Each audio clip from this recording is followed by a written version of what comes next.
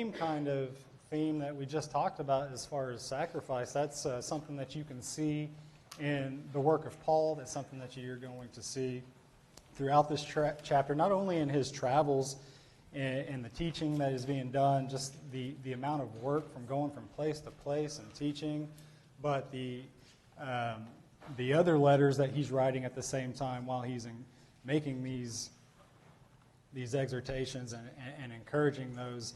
And so we read about a couple of things here in chapter 20 that Luke gives us very specifically as far as the Lord's Supper goes, kind of the timeline there, and then also some of the additional insight that we get for the eldership in the second part of chapter 20. And so Paul's going to be making an appeal there to the elders based on his own life, his own sacrifice, his own duty, and his own authority that he had to teach, and then kind of turn that back over to the elders there to use their position, their authority, all the tools that he's equipped them with to do their job now out of love, just like he did. And so before we dive into that, up there we can see in the map, he's there in Ephesus at the end of chapter 19. I don't know if this little pointer, can't see it, that's right. But anyways, up there in Ephesus, right above Miletus, and he's going to go from the beginning of this chapter on to up through Macedonia and then down to Achaia or Greece, as it's mentioned in chapter 19, where he'll spend the majority of that time likely in Corinth, those 3 months, before heading back. And so the first few verses give us a little bit of information on that travel, but you really kind of have to put the rest of his letters, like the Corinthian letters as well as his letter to Rome, along into this context to get an idea of just the amount of work that he's doing, some of the insights to this chapter as well. It helps to know those letters, or at least a little bit about when he wrote those and where it was in his travels. And it gives context to those letters too. Even though we're not studying those letters this morning, they are helpful to help us, give us more information that Luke leaves out in these first 6 verses or so. And so something that we didn't really touch on last time, or we didn't get to it, was towards the end of chapter 19. I guess we did get to it, actually. I think we just went over it quickly. But before Demetrius had stirred up the crowd there against Paul, which is going to cause Paul to leave, somewhere in that, before verse 21, somewhere before that time, he had written the first letter to the Corinthians. In chapter 4 and chapter 16 of that 1 Corinthian letter, he talks about sending that letter after Timothy and Erastus leave, which is there in verses 22 of chapter 19. So he has already written this first letter, and so when at the beginning of chapter 20, when he's going to leave to head to Macedonia and Greece, as it's mentioned, Luke doesn't talk about the details of, well, he actually heads up to Troas to meet Titus there. He's looking for Titus to give him the report on how that first letter was received there in Corinth. And based on the second letter to the Corinthians, we know that Titus ultimately doesn't show up there in Troas, so he ends up going on to Macedonia, where he lands there in Philippi, and then finds Titus there to get what we see as a good report in 2 Corinthians chapter 7. And so there is where he's going to write the second letter at this point. And I think that's one of the questions, the very first question. What books of the Bible were written during this section of the third journey? I already gave you one. You just got to come up with the other one. Yeah. It's Romans.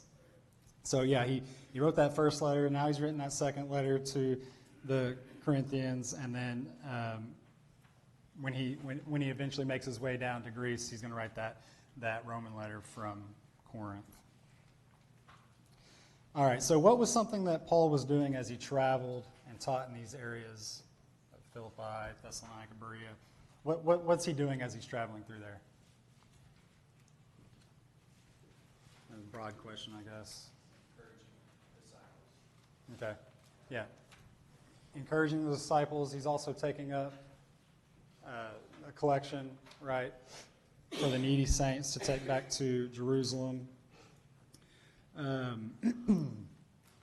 We see he talks about that a little bit in 2 Corinthians chapter 8, if you're familiar with that, about how the Macedonians gave generously. And so a lot of these things are just all tied in together.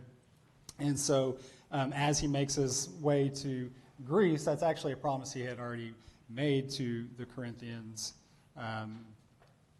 in that first letter of chapter 16. And so he's going to make good on that promise. He is going to go down there and spend 3 months in Greece, likely there in Corinth. And that's where he likely wrote the Roman letter. I'll be honest, I did not look at these slides very closely, so I don't know that my lesson goes necessarily in order as these slides, but it's basically an outline of the lesson if you did the lesson. These are the main points that I already mentioned.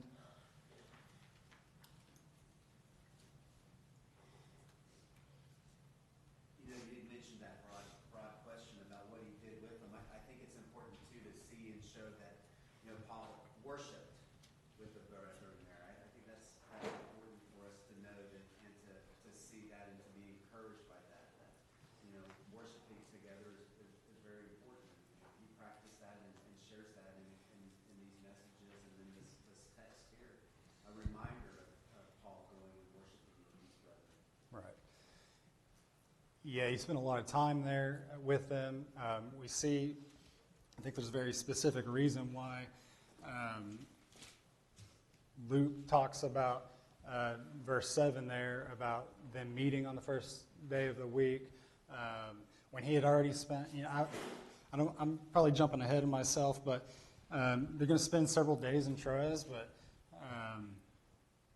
when they get to mentioning kind of the point of their assembly and what they're doing, no doubt Paul worshiped and spent time. He planned his travels to be able to worship and spend this type of time with the brethren. And I'll have more on that in a second, but you're right. And so from Corinth, he spends about 3 months there, where he wrote the Roman letter. You see that in Romans chapter 15 in verses 25. He says, "At present, however, I'm going to Jerusalem bringing aid." That's Romans chapter 15 verse 25. Bringing aid to the saints. For Macedonia and Achaia I have been pleased to make some contribution for the poor among the saints at Jerusalem. For they are pleased to do it, and indeed they owe it to them. For if the Gentiles have come to share in their spiritual blessings, they ought also be of service to them in material blessings. And so, again, it just lends itself to the frame of mind that Paul had. Despite the amount of traveling he's doing, he's encouraging and preaching to them, worshiping with them, taking up this collection, as well as encouraging others when he has a chance. He's writing these letters to other churches while he is in other places doing the very same thing. And so to talk about a sacrifice, this is truly a sacrifice, and it has to make you wonder, am I doing enough, right? Are we doing enough for the cause of Christ?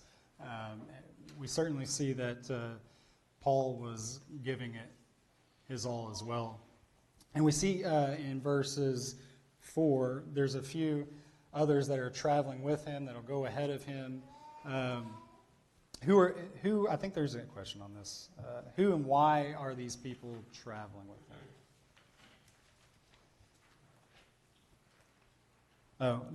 Question number 2. What role did Paul's travel companions play in his travels? They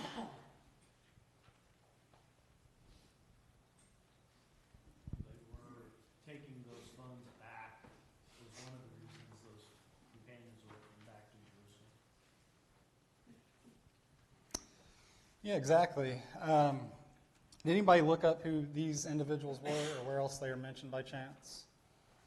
There's several of them that we've heard about before or read about before, and then there's some of them that it's the only time that they are mentioned.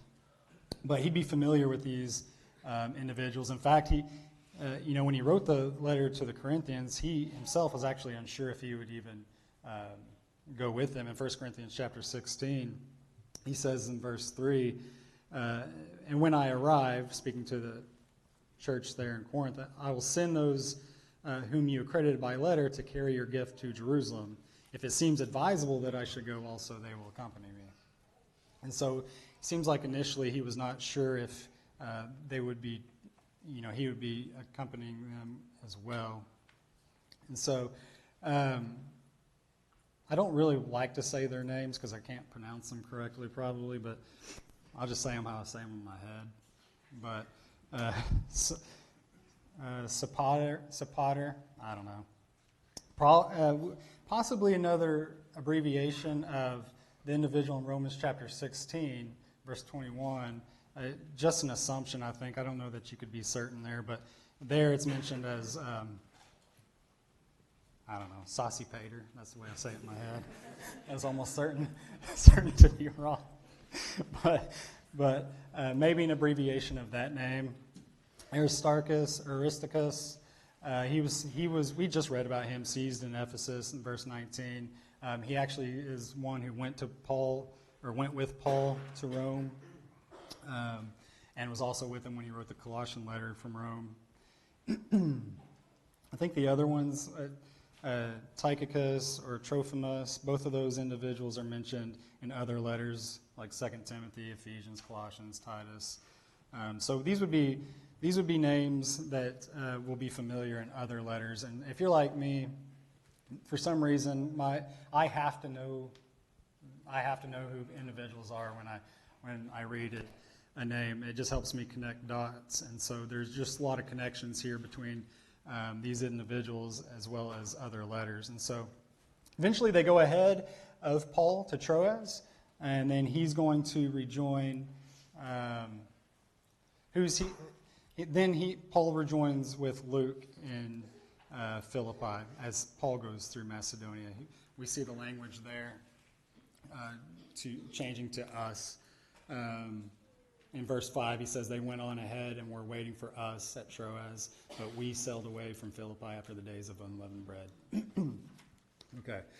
So they are going to head to Troas, where we have a very important set of verses here that lend itself to the way we worship today.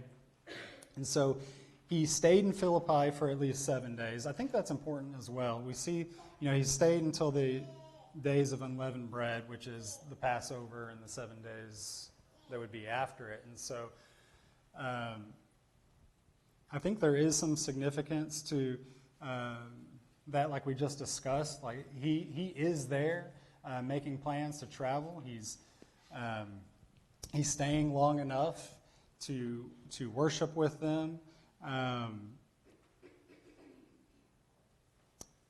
Why do you think that, well,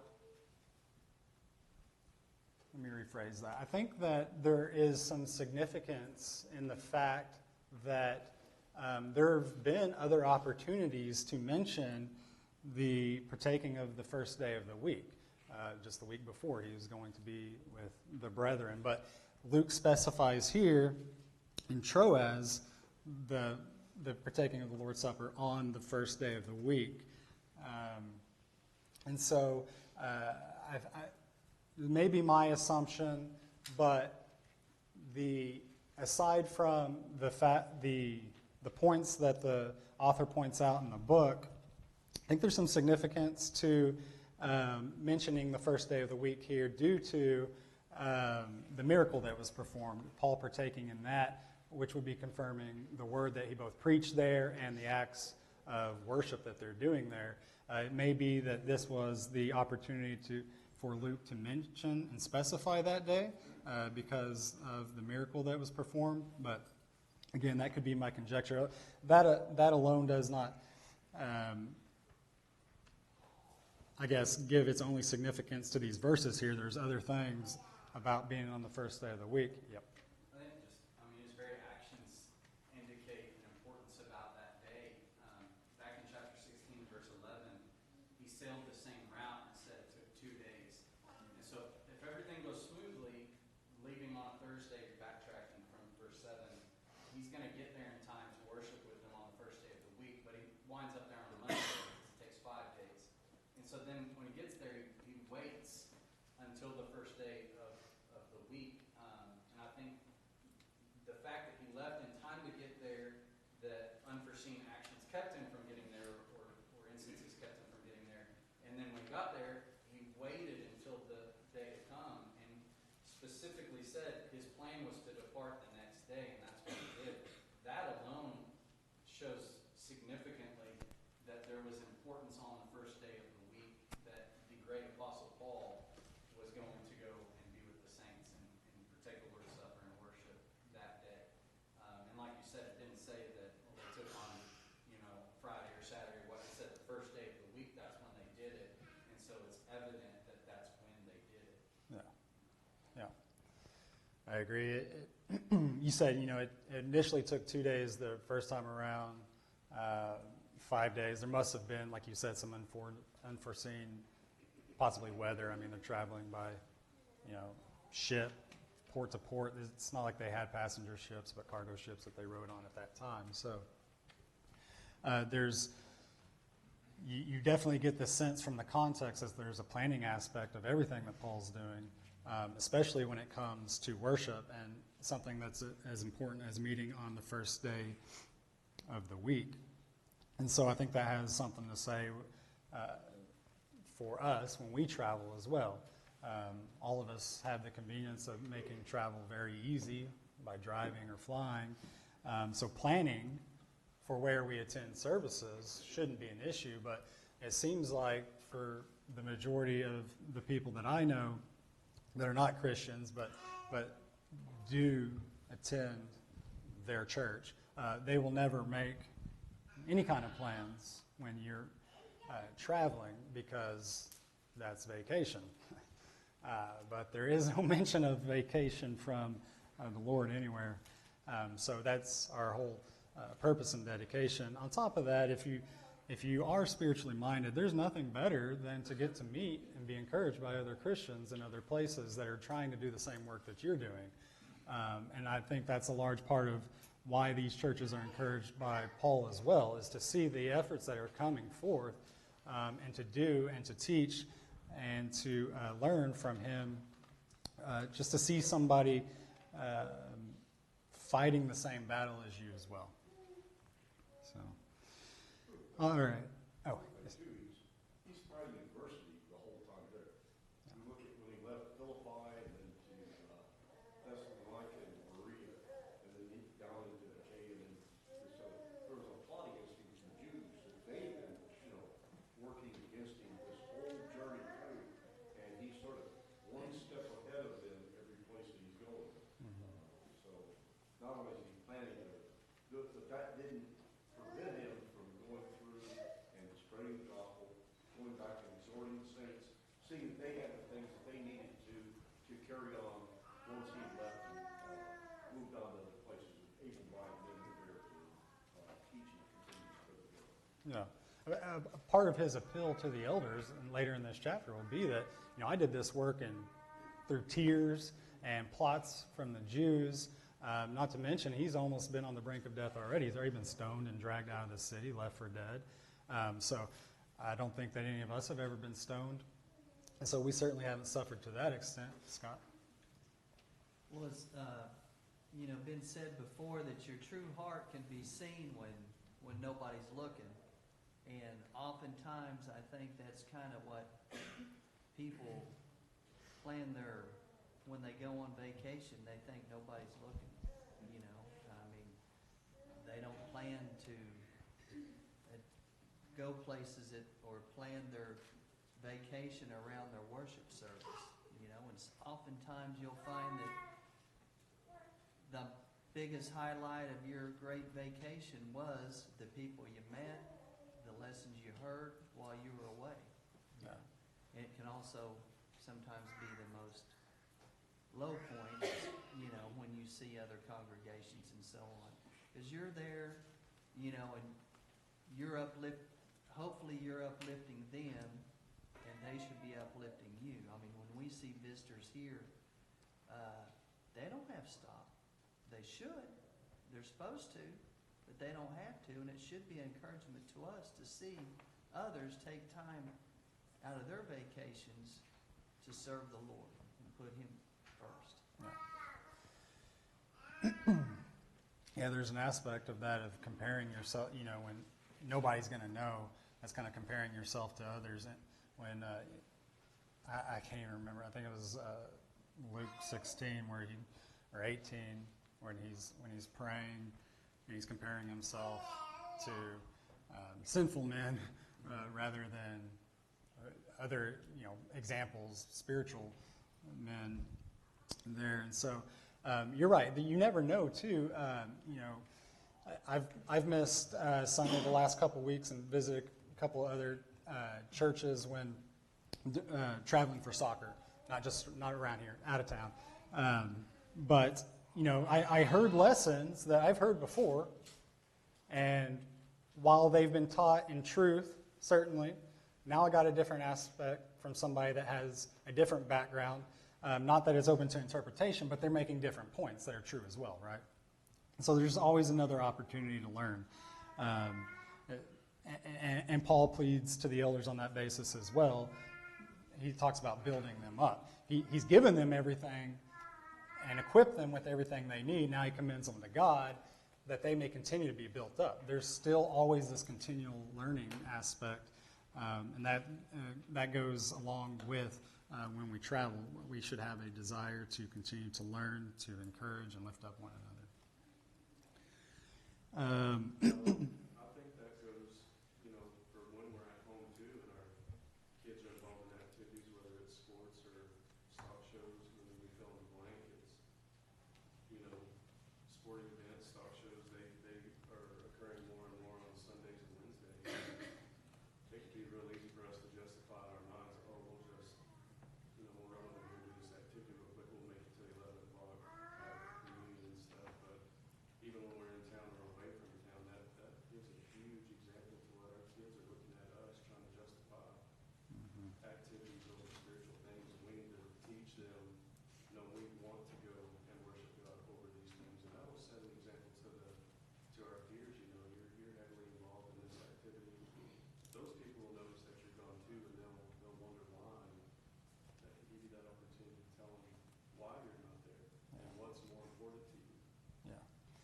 Yeah, you may actually be there, and I've come across this too because my kids play soccer, and they do multiple tournaments, and most of the tournament games, there's always one on Sunday, and you kind of just hope it's in Sunday afternoon. But we've run into, can we squeeze this game in before service? And what is our focus that Sunday morning? Are we trying to just get the game in, and then we'll fulfill our obligation, church? Other than that, it's kind of, you still have to focus on and show them what the priority is. You may be going to services on Sunday. They know that's not the priority, right? It should be the priority. Don't confuse what I'm saying, sorry.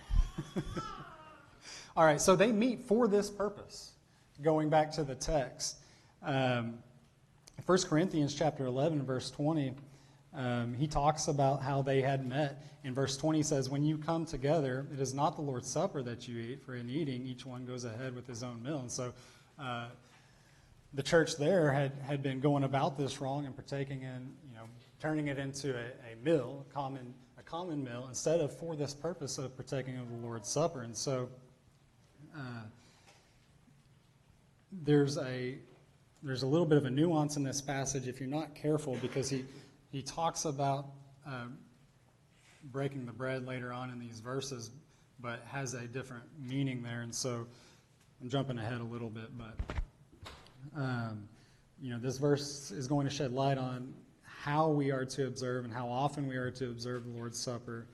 And so Luke we're already familiar with other verses on how to remember his body and blood. Luke chapter 22, which we just studied recently, speaks of that, but we don't see anywhere else except for here of this approved example of when we are to partake. And so the Lord's the breaking of bread can mean a common meal. And so how do we know that this is a reference to the Lord's Supper and not just a meal? That kind of goes in with question number 3 as well.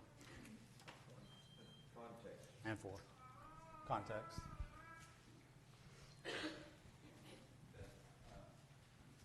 you emphasized before, their whole purpose on the first day of the week, disciples coming together, was to break bread.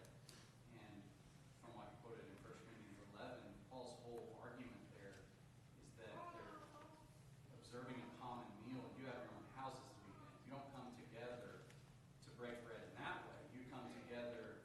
In chapter 10 of 1 Corinthians uses that kind of phrase.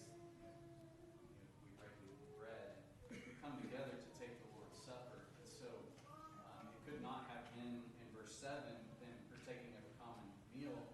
And later on, it could not have been in verse 11 partaking of the Lord's Supper, because they came together on the first day of the week to take bread. And it says he continued his message till midnight, and then Eutychus fell out the window. His message stops when he stops to go down to him, and then he departs the next morning. That's when they broke bread then, and it would not have been the Lord's Supper. They had already observed that. And it says he broke bread as well, not the congregation, which is another point, 1 Corinthians 11, to wait on each other. This is a congregational thing, that you're in the assembly that you do this. Yeah. No, exactly. Just if you take in the whole context and slow it down and see, well, what makes sense, then you can end up at the right spot. I think the fact that Paul's participating in it would be an approval. The apostles were charged with teaching men to observe the commandments of Christ, so this participation would be certainly an approval of that. Matthew chapter 28 is where that's at in verse 18. He says, "And Jesus came and said to them, 'All authority in heaven and on earth has been given to me. Go therefore and make disciples of all nations, baptizing them in the name of the Father and the Son and of the Holy Spirit, teaching them to observe all that I have commanded you. And behold, I am with you always to the end of the age.'" And so what Paul is doing here would be that approved example there, showing them that they are to partake on the first day of the week. And like we've already talked about, he mentions this as their purpose of coming together. Now, Paul takes the opportunity to preach, and he goes the distance. And I won't say anything about that. Nobody's going to fall out of a window here, so we're good. There's glass on them. No, I'm joking. So anyways, this is mentioned as their purpose together, and the author points out the significance of the first day of the week, that kind of more clues to be certain about this. This is it's the day that he rose from the dead, where he first appeared to the apostles. It's the day that was chosen for them to start teaching. In Acts chapter 2 that we've already studied, is hence when the church was established. And as well as just the very fact that Luke specifies the day. How often does he specify days of the week, right? So the fact that we are given the very day should have its own significance. We also know that Christians regularly met that day. In the Corinthian letter that we look at concerning the collection, 1 Corinthians chapter 16, we know that they were to meet and to take up a collection, that both the Galatian churches and the Corinthians were instructed to do that. And we have a little bit of a timing. The author points out that I think is helpful, whether it, what are we talking about here? Is it Jewish time or Roman time? Which Roman time would be midnight to midnight, whereas Jewish time would be sunset to sunset. Without a doubt, it's got to be Roman time. Otherwise, the context doesn't make any kind of sense, because Paul mentions that he was going to leave tomorrow, right? And then he leaves at daybreak. If that was Jewish time, that would be in the very same day. And so you have to conclude that it's Roman time, as well as just, like you mentioned, the partaking of the Lord's Supper. That's the purpose they came together. They would have already done that.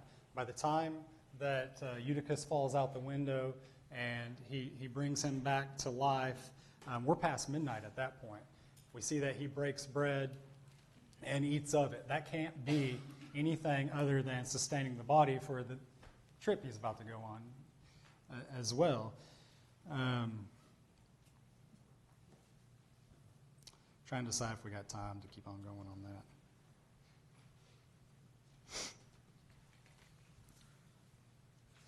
that. One thing that I find interesting is, because there is an argument, there is some debate about this breaking of bread and eating. In verse 11, Jeremiah, you just mentioned that Paul then breaks the bread and eats after midnight, which would be a Monday. If they came together again for this purpose, they wouldn't be delayed. And if it was the Lord's Supper, Luke would have mentioned, like you said, the disciples partaking as well. And then I read an argument that some say that it actually means that he took the Lord's Supper, then he ate food. By that, taking the bread and eating of it, that quote there, they're saying that, that's both there. He's taking the Lord's Supper, then he's eating of food. However, later on in Acts chapter 27, in verse 35, you'll see the same type of language used for a common meal. And so that argument it wouldn't make any kind of sense. All right, is there anything on those verses before we go into him traveling by Ephesus? All righty. So, in verses 13 through 16, he's going to depart from there. And so his companions are going to go by ship from Troas to Assos, and Paul is going to go by foot. We don't really know why Paul decided to go by foot, possibly just to be alone, although it seems like it'd be much easier to travel by ship, maybe be able to relax a bit if the weather's right, but that's not in any concern of Paul. It could be that he's similar to Jesus, looking to meditate and be alone as well. But that's about a 20-mile trip down from Troas. All right, so they end up at Miletus, 30 miles south of Ephesus. Why past Ephesus? If you're so familiar, you spent 3 years there with the Ephesian brethren. Why are we going to go straight past them? Yeah. He was trying to get to Jerusalem, right? Trying to get to Jerusalem by Pentecost. Possibly an opportunity there with the amount of Jews that were traveling to Jerusalem as well. And so could have been seeking that opportunity. And so the last point of chapter 20, we see that he calls the elders from Miletus. So he's not going to have time to visit with all of them. And this is something we understand when we visit a church. When I visit back in Lubbock, I'm familiar with all those. That's home to me, and I'm familiar with all those Christians there. I know that if I see the brethren there, that it's going to take me a long time to visit with them and to see what's been going on. And despite maybe me being in a hurry, you're almost always late for whatever it was that you're going to do because you want to stay and visit with them. And so I think that plays a major part in this. Paul understands that he may have a difficult time. And so he calls for the elders. And what you see here in the last context is a genuine love and affection for those brothers, a concern with their well-being, the fact that he is at least going to take the opportunity to encourage the elders,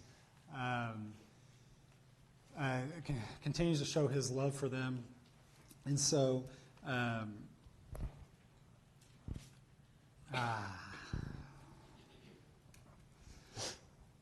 anyways, he sees it fit to call on the elders. It's obvious by the context this is a well-defined group, right? We read about the elders first in Acts chapter 11, and then with Paul and Barnabas, and then Paul and Barnabas appoint those elders in Acts chapter 14. And so saying that these are just the elder members of the church wouldn't make any sense. And so anytime that you read about the elders or the eldership, you do have to discern whether this has reference to older members or if this has an official sense of the word.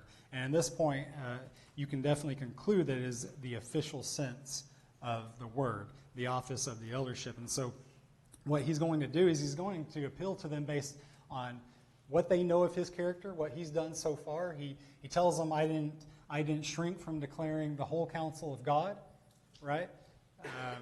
He's taught them everything that he can, whether it be positive truths or negative truths. He didn't shrink from that. So he says his hands are clean of their blood, that in that spiritual death, in that sense. And so I think there's a lot that goes along with just that theme, in that as a preacher or as anybody that is wanting to teach, that you better be careful in handling the Word of God. He talks about teaching them publicly and privately, and he does so by declaring the whole counsel of God. And so we can't be concerned with which truths may rub somebody the wrong way, or just trying to make sure everybody feels uplifted and encouraged and walks out of here with a smile on their face. He made no distinction between those things. He taught them everything that they needed. And so a part of him encouraging them and reflecting on the tears and the sorrows and the suffering that he has himself gone through, then he turns it back over to them, right? He's telling them, hey, these are the responsibilities I had as an apostle. This is how I used my authority. It was humble. I did it out of love. And now in verse 27, he's going to tell them, verse 28, he's going to tell them, okay, now it's your turn to do the same thing. Fulfill your responsibility out of love with a humble spirit. And he tells them in verse 28, the role of the elder here, pay careful attention to yourselves and to all the flock in which the Holy Spirit has made you overseers to care for the church of God, which he obtained with his own blood. And so we see here that this is something that is not left up to man. There is definitely an office of eldership that was given by the Holy Spirit. The design and the what we read about the structure of the church is not left up to you and I on how we see what is best fitting, but it's left up to God's design. And he uses that word bishop and elder and pastor interchangeably throughout his letters. And so I just mentioned that because there's a lot of positions in churches that may include elder, bishop. The preacher may refer to themselves as a pastor. We don't see that here. We see those words translated and used interchangeably. And the ultimate reason why he is telling them to shepherd the flock, right, to be a caretaker, to protect, to guide, all those things that we would understand as a job of a shepherd when they're dealing with their livestock, is they are their protector. They are their guide, their overseer. And one of the main reasons he does that is why? what's he going to warn them about? Yeah, false teachers. He knows that inevitably at some point there is going to be false teachers. I think every church will struggle with that at some point in the sense that somebody will present something that is not true. And so they're to be watchful for that, meaning they should be able to discern what is right and wrong, discern the truth.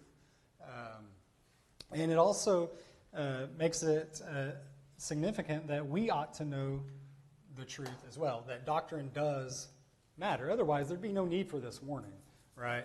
And by the way, do false teachers end up coming? They do. In Revelation chapter 3, or chapter 2, when he writes, when the Lord pens the words there that false apostles did come, proclaiming the wrong thing, and they withstood it.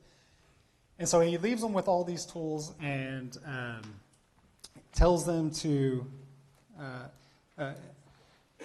use them to continue to be built up, and he commends them to the grace of God. And so I just skipped over all my notes and didn't leave you any questions for comments. So if there are any comments, go for it.